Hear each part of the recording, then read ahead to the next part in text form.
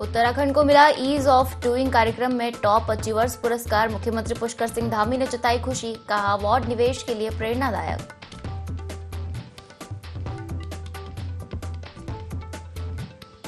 Cabinet मंत्री सतपाल महाराज का साहिया में भव्य स्वागत। महासू धाम के लिए 120 करोड़ की योजना और जागड़े पर्व को राष्ट्रीय मान्यता दिलाने का ऐलान।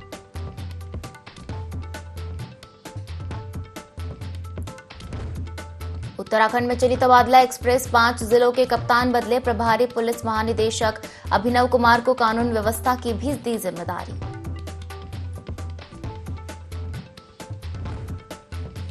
टनकपुर पिथौरागढ़ एनएच फिर बंद, 11 घंटे से यात्री और वाहन फंसे। मलबे में फंसा कैंटर निकालने का प्रयास जारी।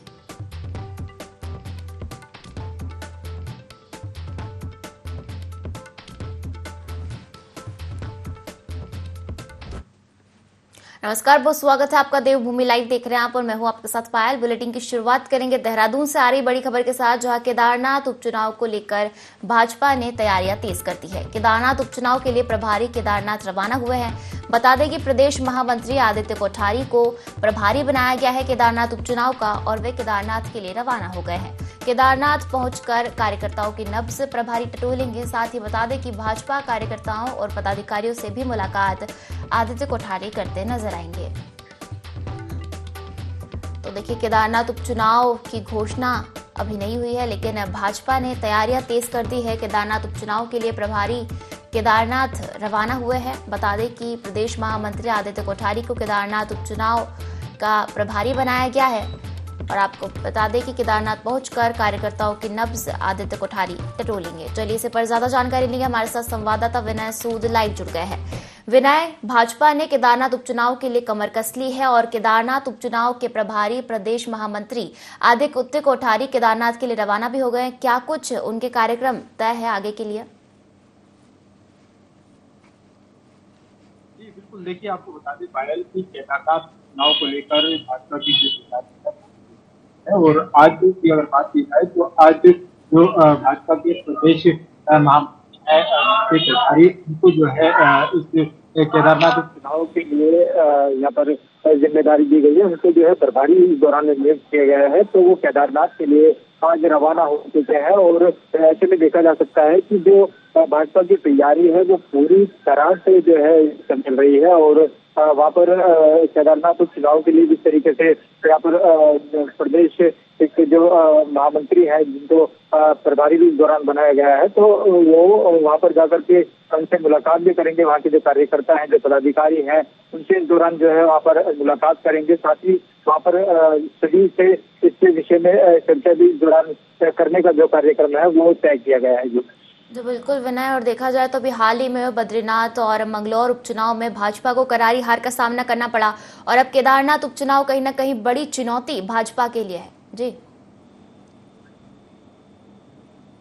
जी पायल, बिल्कुल देखिए, जिस तरीके से बद्रीनाथ और की अगर बात करें या फिर मंगलौर की बात करें तो इसमें कांग्रेस के जो प्रत्याशी थे उन्होंने प्रचंड बहुमत के साथ जिस तरह से जीत हासिल की, तो ऐसे में अब जो केदारनाथ है, केदारनाथ का जो उपचुनाव होना है वो काफी बड़ी चुनौती भी जो है इस दौरान दोनों ही पार्टियों के लिए बनी हुई है। क्योंकि देखा जाए तो जिस तरीके से वहाँ पर शैला रानी रावत जो विधायक रही है, उनके यहाँ पर देहांत के बाद में अब वो सीट जब खाली हुई तो अब जो है उस पर उपचुनाव होगा। और प्रत्याशियों की अगर बात करें तो जो प्रत्याशी है काफी मजबूत प्रत्याशियों को उतारने के लिए दोनों ही पार्टी यहाँ पर तैयारी कर रही है। तो ऐसे में देखा जा सकता है कि किस तरीके से जो है यहाँ पर केदारनाथ की अगर बात करें तो केदारनाथ में किस तरीके से जो है कार्य हुआ है, किस तरीके से जो जनता है, जनता ने यहाँ पर सरकार के कामकाज को देखा है, तो उन्हीं सभी चीजों को देखते हुए जो है यहाँ पर अब प्रत्याशियों की अगर बात की जाए तो जो प्रत्याशी है वो भी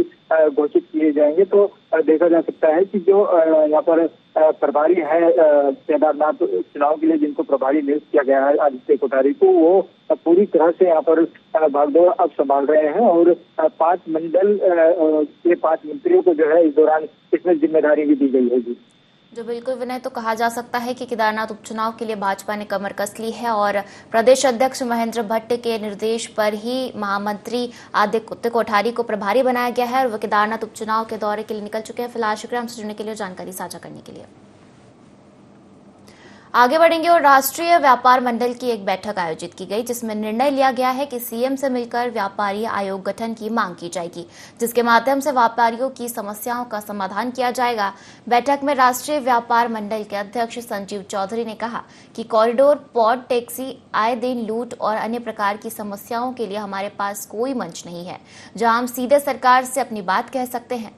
पहले भी मेलों में कोरोना काल में हमारे व्यापार मंडल ने पूरे प्रदेश में आंदोलन किया, पर सरकार तक हमारी बात नहीं जा पाई। उसके अलावा भी अनेक समस्या आती रहती हैं, पर कोई उचित मंच नहीं होता है। इसके लिए सरकार को तत्काल व्यापारी आयोग का गठन किया जाना चाहिए और आयोग को ताकत देनी चाहिए।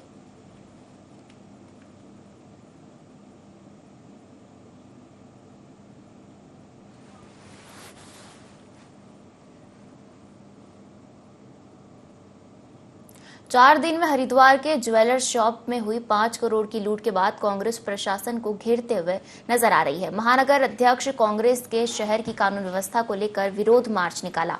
जटवाड़ा पुल से शुरू होकर यह मार्च शहर के अलग अलग स्थानों से होता हुआ घटनास्थल पर समाप्त हुआ। कांग्रेस के महानगर अध्यक्ष अमन गर्ग ने कहा कि हरिद्वार की कानून व्यवस्था पूरी तरह से नाकाम हो चुकी है। हरिद्वार का व्यापारी अपने आप को असुरक्षित महसूस कर रहा है। उन्होंने जल्द से जल्द लुटेरों की गिरफ्तारी करते हुए कहा कि 100% सामान की रिकवरी की मांग की। कांग्रेस के ब्लॉक अध्यक्ष कैश खुराना ने एसएसपी और एसपी सिटी को तुरंत हटाने की मांग की है।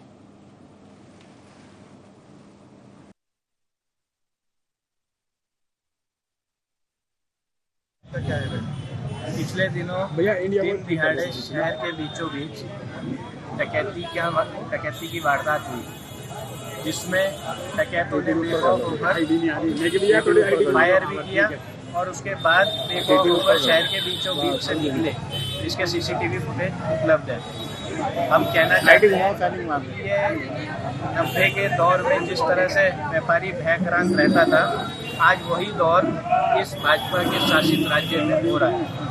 और हमारी ये मांग है कि जल्द से जल्द उस डकैती का खुलासा हो और जो दोषी हैं वो गिरफ्तार हों। देखिए, जब भक्षक बन जाए तो ये मार्च की जरूरतें पड़ती हैं। 1:30 बजे दोपहर को कोई दुकान लूट जाती है बीच बाजार, 6 बदमाश घुस के दुकान के अंदर फायरिंग कर देते हैं।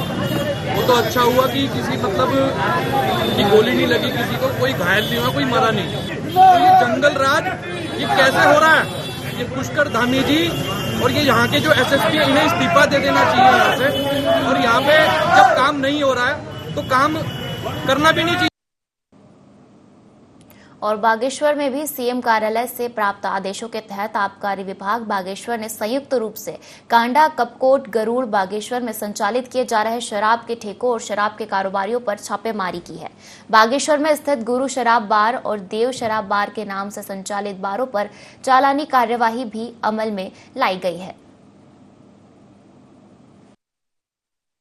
चेकिंग के ज़्यादा निर्देश जारी हुए हैं, तो हमारे द्वारा जो फुटकर विक्रेता है तो उन दुकानों में हमारे द्वारा निरंतर छापेमारी की जा रही है। इसमें 3 तारीख को हमारे द्वारा भराड़ी में विदेशी मजरा और एक भराड़ी बार का निरीक्षण किया गया और 4 तारीख को कांडा की दुकान और कांडा में स्थित एक बार का निरीक्षण किया गया। इसके अलावा उप जिलाधिकारी द्वारा है बागेश्वर, गरुड़ के देशी विदेशी दोनों दुकानों में निरीक्षण किए गए। कांडा में उनके द्वारा निरीक्षण किया गया है, बागेश्वर में उनके द्वारा निरीक्षण किया गया है। उनकी रिपोर्ट हमें प्राप्त है, तो जैसी रिपोर्ट मिलती है तो उन पर क्या क्या कार्रवाई में पता चल जाएगा। बाकी हमारे द्वारा जो दुकानों में निरीक्षण किए गए हैं उनके द्वारा जो भी अनियमितता वहाँ पर मिली है उस पर हमारे द्वारा कार्रवाई की जा रही है। उनको स्पष्टीकरण का मौका दिया गया है और उसको जो है कुछ दिन की कार्रवाई फिर उसके बाद की जाएगी। चलिए आगे बढ़ेंगे और मुख्यमंत्री पुष्कर सिंह धामी ने कई आईएएस और पीसीएस के ट्रांसफर किए थे। इन्हीं में हरिद्वार के जिलाधिकारी को भी बदला गया है। हरिद्वार में जिलाधिकारी धीरज गाब्रियल के स्थान पर आईएएस कर्मेंद्र सिंह को हरिद्वार का नया जिलाधिकारी बनाया गया है। नवनियुक्त जिलाधिकारी कर्मेंद्र सिंह ने हरिद्वार जिलाधिकारी कार्यालय पहुंचकर कार्यभार संभाला। पद संभालते ही मीडिया से रूबरू होकर अपनी प्राथमिकताएं बताई। नवनियुक्त जिलाधिकारी हरिद्वार कर्मेंद्र सिंह ने बताया कि जनपद की समस्याओं को दूर करना उनकी पहली प्राथमिकता है। साथ ही यातायात, लैंड डिस्प्यूट, क्राइम, सरकार की योजनाओं को लेकर लोगों को जागरूक करने का काम किया जाएगा।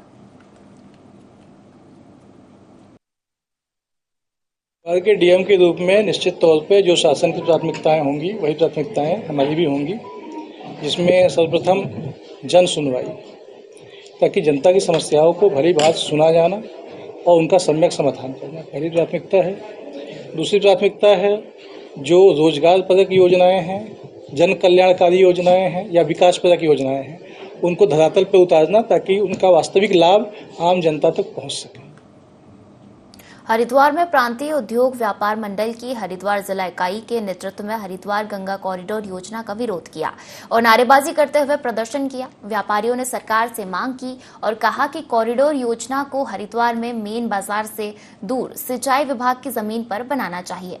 अगर ऐसा नहीं होता तो व्यापारी उग्र प्रदर्शन करेंगे। प्रांतीय उद्योग व्यापार मंडल के जिला महामंत्री संजय त्रिवाल ने कहा कि अगर तोड़फोड़ हुई तो व्यापारी इसे बर्दाश्त नहीं करेंगे।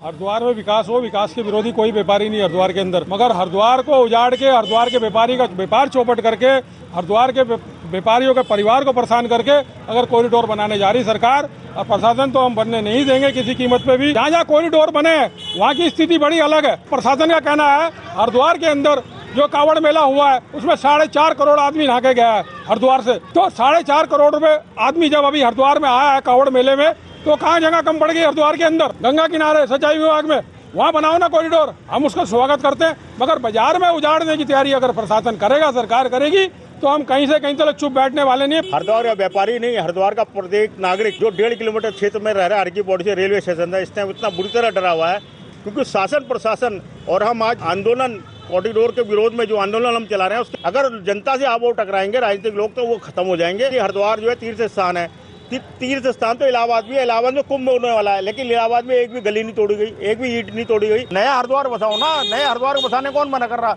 आप पहाड़ों पर नए नए शहर बसाने की बात कर रहे हो, वहाँ पैसा लगाना चाहते हैं, वो पैसा हरिद्वार को जो उजाड़ने में लगाना चाहते हो, हरिद्वार शहर नए हरिद्वार को बसाने में लगाओ ना। आप उसको क्यों नहीं चिल्लाना चाहते? आप क्यों हरिद्वार को उजाड़ने के लिए आमदा है? हम इसका पुरजोर विरोध करेंगे। राजभवन देहरादून में शिक्षक दिवस के अवसर पर शैलेश मटियानी राज्य शैक्षिक उत्कृष्टता पुरस्कार कार्यक्रम का आयोजन किया गया। इस कार्यक्रम में सीएम पुष्कर सिंह धामी ने बतौर मुख्य अतिथि शिरकत की। इस दौरान सीएम धामी ने पुरस्कार मिलने वाले शिक्षकों को बधाई दी। साथ ही शैलेश मटियानी राज्य शैक्षिक उत्कृष्टता पुरस्कार के तहत मिलने वाली धनराशि 10,000 रुपए बढ़ाने की घोषणा की। सीएम ने कहा कि शिक्षक अपने अनुभव और ज्ञान से बच्चों के भविष्य को एक आकार देते हैं।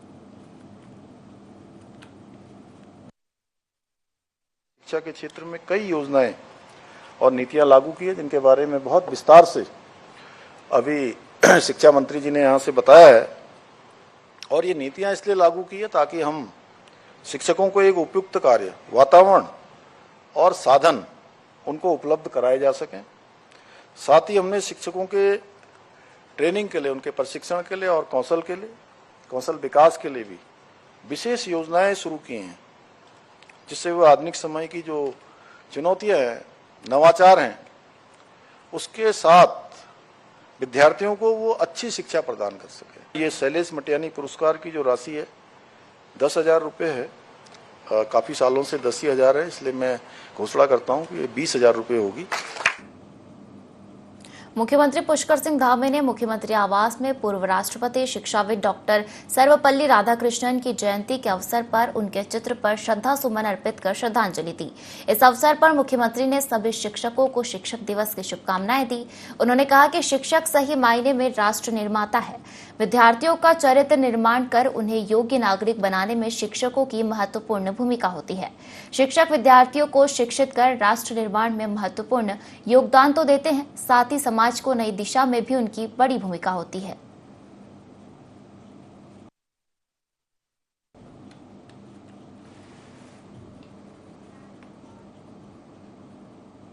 चलिए आगे बढ़ेंगे, जहां उत्तराखंड में बड़ा प्रशासनिक फेरबदल हुआ है। देहरादून, हरिद्वार समेत कई जिलों के डीएम बदले गए हैं। कुमाऊं आयुक्त दीपक रावत को सचिव सीएम की जिम्मेदारी दी गई है। हरिश्चंद्र सेमवाल नए आबकारी आयुक्त होंगे, तो वहीं झरना कमठान को महानिदेशक विद्यालयी शिक्षा का जिम्मा सौंपा गया है।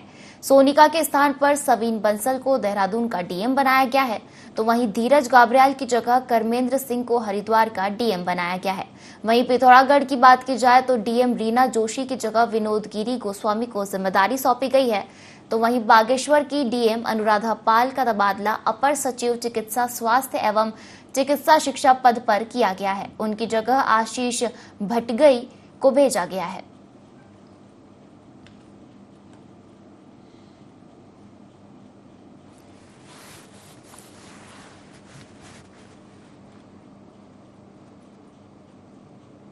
शिक्षण संस्थानों में रैगिंग न हो, इसके लिए एंटी रैगिंग सेल का गठन कर सभी शिक्षण संस्थानों को इन मामलों को देखते हुए रैगिंग न हो, इसके लिए सख्त दिशा निर्देश दिए गए हैं। बावजूद इसके छात्र छात्राओं के साथ रैगिंग के मामले थमने का नाम नहीं ले रहे हैं। मीडिया के कैमरों के सामने रोती बिलखती और भावुक हुई यह छात्राएं विकासनगर अंतर्गत राजा रोड अंतर्गत ICFAI यूनिवर्सिटी की बीकॉम और BCA की छात्राएं हैं। आरोप है कि उनके साथ उनकी ही यूनिवर्सिटी के छात्राओं ने रैगिंग कर सारी हदें पार कर दी है, जिससे यह छात्राएं मानसिक तनाव में आ गई। मामला यूनिवर्सिटी प्रबंधन तक भी पहुंचा, लेकिन इस मामले का कोई हल नहीं निकला, जिससे परेशान इन पीड़ित छात्राओं ने अब यूनिवर्सिटी छोड़ दी है।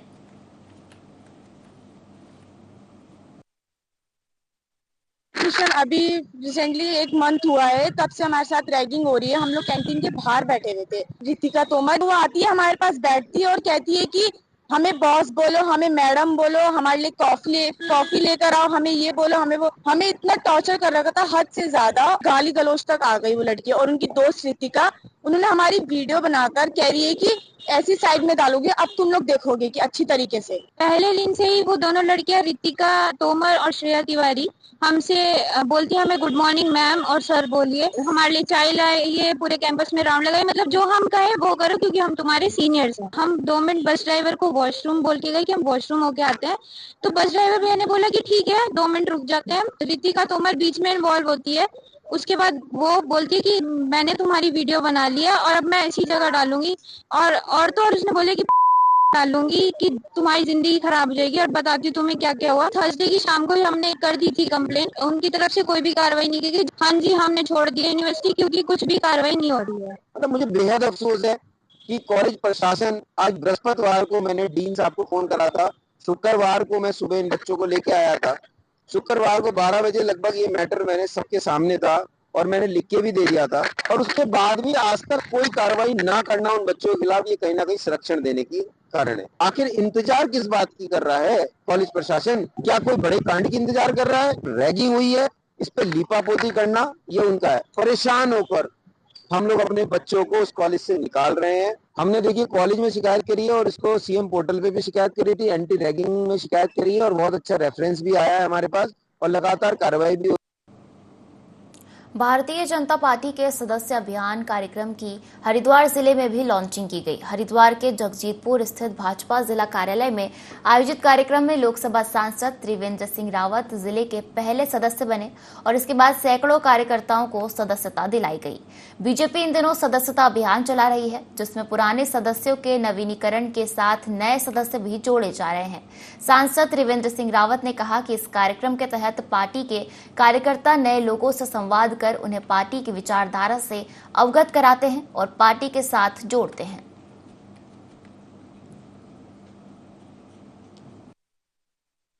इस सदस्यता अभियान के माध्यम से हम तमाम नए वर्गों के बीच जाते हैं। कुछ इस दौरान जो पार्टी की सदस्यता के पात्रता के योग्य हो जाते हैं, जैसे हमारे बच्चे हैं, कोई 15, 16, 17 साल का बच्चा है तो कम से कम आयु 18 साल होना चाहिए। यानी तमाम लोगों से बातचीत करके और पार्टी के बारे में भी उनको बताते हैं, उनको समझाते हैं। अगर किसी के मन में कोई दुविधा है तो कार्यकर्ता जब उनके पास जाकर के उनको मेंबर बनाता है तो उन सारी चीज़ों को भी सुनकर आता है। फिर कई बार स्थानीय कुछ समस्याएं होती है, उन समस्याओं से भी कार्यकर्ता रूबरू होता है। कार्यकर्ता का अनुभव बढ़ता है, ज्ञान बढ़ता है और नए लोग पार्टी से जोड़ते हैं। केदारनाथ क्षेत्र में आई आपदा के चलते कांग्रेस की केदारनाथ प्रतिष्ठा यात्रा स्थगित हो गई थी, जिसे अब कांग्रेस दोबारा शुरू करने की तैयारी कर रही है। कांग्रेस के प्रदेश अध्यक्ष करण महारा ने कहा कि हम केदारनाथ क्षेत्र के प्रशासन से लगातार संपर्क में हैं। जैसे ही केदारनाथ धाम का पैदल मार्ग बन जाएगा तो यहां से हमारी यात्रा स्थगित हुई थी, वहीं से हम दोबारा शुरू करेंगे। साथ ही उन्होंने कहा कि 10 से 12 सितंबर के बीच की तारीख यात्रा के लिए तय की जा सकती है। वहीं यात्रा को लेकर बीजेपी प्रदेश अध्यक्ष महेंद्र भट्ट ने कांग्रेस पर तंज कसते हुए कहा कि अभी केदारनाथ धाम की आपदा खत्म हुई है, कांग्रेस अपनी यात्रा शुरू करके फिर से नई आपदा को जन्म न दे। स्थितियां अनुकूल में परिवर्तित होंगी और वहाँ का प्रशासन से हम लोग संपर्क में हैं। जैसे ही मार्ग बन जाएगा पैदल मार्ग, क्योंकि पैदल जाके ही जल चढ़ाने की बात हम लोगों ने संकल्प लिया है, तो हम इसको दोबारा से जहाँ हमने इसको रोका था, स्थगित किया था, वहीं से आगे की यात्रा पुनः प्रारंभ होगी। और मुझे लगता है 10, 11, 12 में से कोई डेट ऐसी निकलेगी, तब तक मुझे लगता है कि मार्ग जाने लायक शायद बन जाएगा और हम इस यात्रा को कंप्लीट करेंगे। केदारनाथ की आपदा खत्म हुई है, नई आपदा को न्योता न दें, ईश्वर भी देख रहा है। बद्रीनाथ से विधायक लखपत बुटोला ने कांग्रेस मुख्यालय में प्रेस वार्ता की, जिसमें उन्होंने बद्रीनाथ में आपदा ग्रसित क्षेत्रों को लेकर चिंता जताई। उन्होंने कहा कि उत्तराखंड अभी आपदा से प्रभावित है, चमोली के अधिकांश सड़कें ग्रसित है, फिर भी सदन में हमें आपदा को लेकर बोलने का मौका नहीं दिया गया। उन्होंने कहा कि हिमाचल सरकार ने पहल शुरू की, विधायक, मंत्री और मुख्यमंत्री अपने 6 महीने का वेतन आपदा के लिए देंगे। लखपत बुटोला ने बताया कि उन्होंने विधानसभा अध्यक्ष को पत्र लिखा है, उनका 6 महीने का बढ़ा हुआ वेतन आपदा ग्रसित क्षेत्रों के लिए देना चाहते हैं।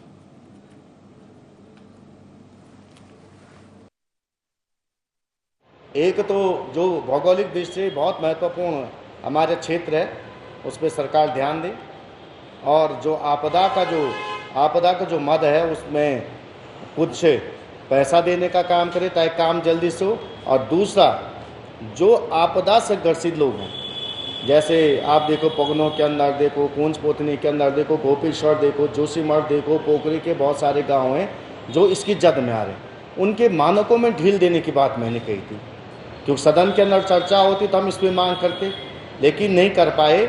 और मैं ये कह रहा हूँ, मैंने मुख्यमंत्री जी से भी कहा है इस संबंध में, और मैं आपके माध्यम से भी कह रहा हूँ, और मैं इसलिए आप लोगों के बीच आए। आप जानते हैं कि हमारे बगल का राज्य हिमाचल है और वो उनकी स्थितियाँ भी हमारी तरह हैं। मुख्यमंत्री पुष्कर सिंह धामी ने कई आईएएस और पीसीएस के ट्रांसफर किए। देहरादून के जिलाधिकारी को भी बदला गया। देहरादून में जिलाधिकारी सोनिका को हटाकर आईएएस सवीन बंसल को जिलाधिकारी बनाया गया है। नवनियुक्त जिलाधिकारी सवीन बंसल ने जिलाधिकारी कार्यालय पहुंचकर कार्यभार संभाला। बता दें कि सवीन बंसल 2009 बैच के आईएएस अधिकारी है। सवीन बंसल ने बताया कि नगर निगम की समस्याओं को दूर करना उनकी पहली प्राथमिकता है। साथ ही यातायात, लैंड डिस्प्यूट, क्राइम, सरकार की योजनाओं को लेकर लोगों को जागरूक करने का काम किया जाएगा। जनता की समस्याओं को लेकर जनसंवाद यथावत चलता रहेगा और जल्द से जल्द समस्या का समाधान करने की कोशिश की जाएगी।